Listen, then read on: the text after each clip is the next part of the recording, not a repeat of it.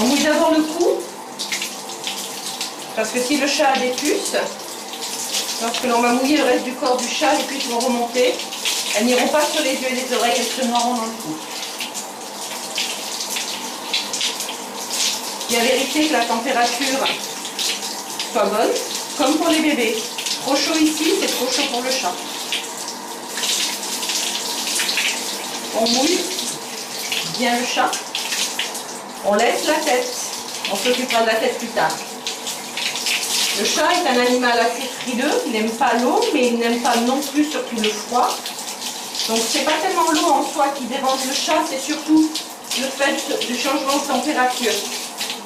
Un chat habitué petit à l'eau ne craindra pas. Je la verrai sur une table parce qu'elle n'aime pas être immergée dans l'eau. Contrairement à Uline que nous verrons tout à l'heure qui, elle, adore être immergée dans l'eau. Donc pour qu'Eva ait moins peur, je la mets sur la table et je la mouille bien de partout avant de mettre le shampoing. Une fois que le chat est bien mouillé, on va pouvoir procéder au shampoing. On aura mélangé avant tout le shampoing avec la quantité d'eau nécessaire. Vous trouverez la formule sur la bouteille de shampoing. On savonnera bien le chat dessus, mais aussi dessous.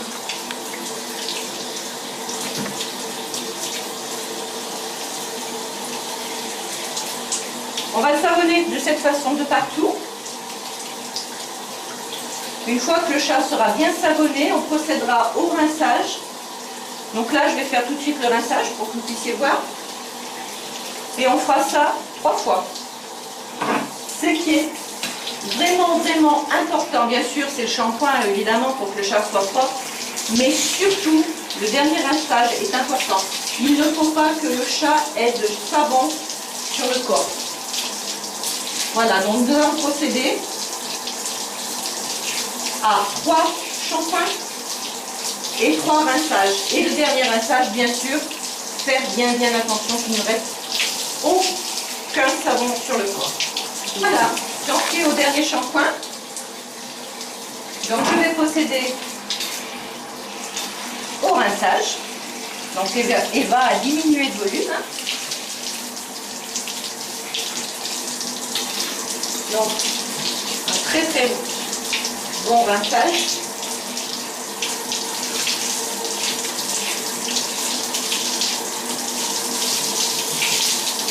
Mimi commence à en avoir un peu ras-le-bol, c'est normal.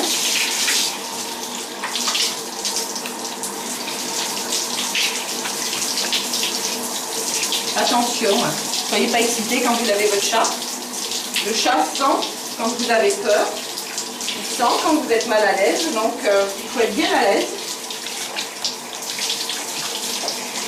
Et faire voir au chat que vous avez confiance et que vous n'allez pas lui faire de mal.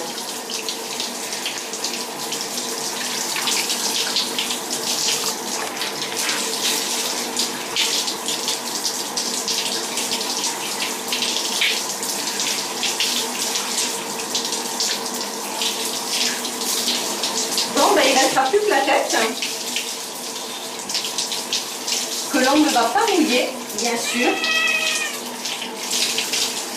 Par contre, il n'empêche qu'on peut la laver. Et on va simplement mouiller un gant.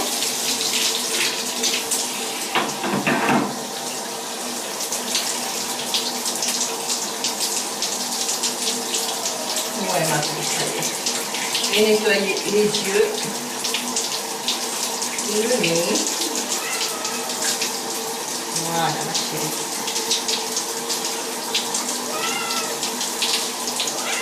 Ça y est.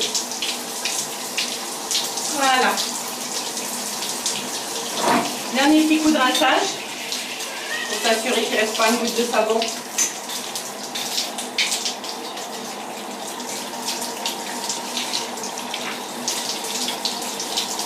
Voilà, parfait. Attends ma belle, c'est fini. Et voilà. fini le bain et on va pouvoir sécher le chat.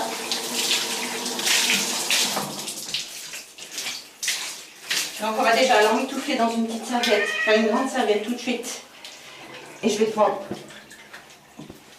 voilà, pour pas qu'elle ait froid.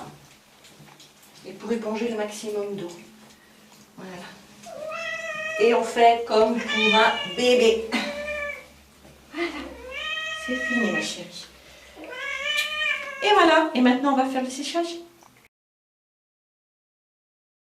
Avec même principe avec un chat immergé. L'avantage c'est que, étant donné qu'on a l'eau dans la bassine, le shampoing va être d'autant plus pratique parce qu'on peut rincer et laver en même temps.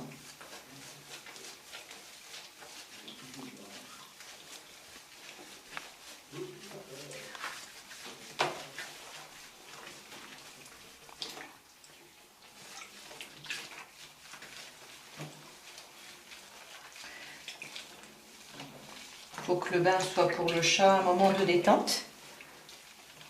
Non pas de gros frottements, mais des bons massages. D'autant que comme elle est immergée dans l'eau, vous voyez, l'avantage, c'est que l'on va pouvoir rincer en même temps et éventuellement refaire un shampoing. Le plus compliqué, ça sera peut-être pour le ventre. À ce moment-là, on lèvera le chat, on aspergera de shampoing et on pourra la frotter de la même façon. On n'oublie pas la tête, bien sûr. Une fois que le bain, que le shampoing sera fait, on procède de la même façon. 3 shampoings, rinçage. Le dernier shampoing devra se faire avec de l'eau claire. À ce moment-là, prévoir une autre bassine avec de l'eau tempérée. L'eau toujours pas trop chaude, pas trop froide. De l'eau tempérée qui attend à côté. Une fois que le chat a eu son 3e shampoing, on rincera de cette façon-là. On les sort bien. Et il n'y aura plus qu'à la tremper dans la seconde bassine pour faire un rinçage. Il a terminé son bain.